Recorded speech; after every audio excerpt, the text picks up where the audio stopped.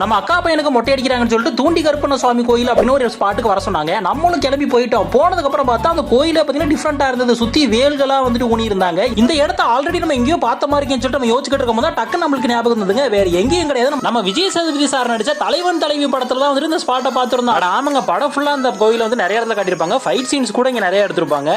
இந்த படத்துல இந்த கோயில வந்து சிறப்பாக காட்டியிருப்பாங்க. அதே மாதிரி இந்த கோயில சிறப்பம்சங்கள் நிறைய இருக்கு. அதாவது யாராவது தண்ணி அடிக்கிறாங்க அப்படின்னா இத்தனை நாள்ல இருந்து இவ்வளவு நாள் நான் தண்ணி அடிக்க மாட்டேன்னு சொல்லி கெடு வச்சு கயிறு கட்டி விடுவாங்களாம். கயிறு கட்டினவங்க ரொம்ப கண்ட்ரோலா இருப்பாங்களாம். இந்த வேண்டியது மட்டும் கிடையாதுங்க. ஏதோ ஒரு தொழில் பண்ணும்போது நம்மள யாரும் நஷ்டப்படுத்திட்டாங்க அப்படின்னா அவங்க நல்லா இருக்க கூடாதுங்கிறதுக்காக காசு வெட்டி போற வழக்கம் வந்து கோயில்ல இருக்கு. இப்படி இந்த கோயில்ல இருக்க எக்கச்சக்கான சிறப்புகளை பத்தி சொல்லிக்கிட்டே போலாம். இப்போ நம்ம வந்த காரியம் என்னன்னு பாத்தீங்கன்னா கிடா வெட்டி நம்ம அக்கா பையனுக்கு மொட்டை அடிக்கிறதுக்காக அதை நம்ம சீரும் சிறப்புமா பண்ணியாச்சு. இங்க பாருங்க, மொட்டை அடிச்சதுக்கு அப்புறம் நம்ம தம்பி வந்துட்டு இன்னும் கொஞ்சம் அழகாயிட்டான் அப்படின்னு தான் சொல்லணும். இப்போ வந்து நம்ம கிடா வெட்ட போறோங்க. பரவாயில்ல, தண்ணி தொளிச்ச உடனே கிடா வந்துட்டு குளிக்கிருச்சு. உடனே கிடா வெட்டி சாப்பாடாக்குற வேலையை வந்து நம்ம ஆரம்பிச்சிட்டோம். நீங்களும் இந்த துண்டி கருப்பு சாமி கோயில பார்க்கணும் அப்படின்னு ஆசைப்பட்டீங்கன்னா மணப்பாறை பக்கத்துல இருக்க வளநாடு அப்படிங்கிற ஏரியால இருக்கு, மஸ்ட் விசிட் பண்ணுங்க. இப்போ இந்த வீடியோக்கு ஒரு லைக் போட்டுருங்க. டாடா பாய்.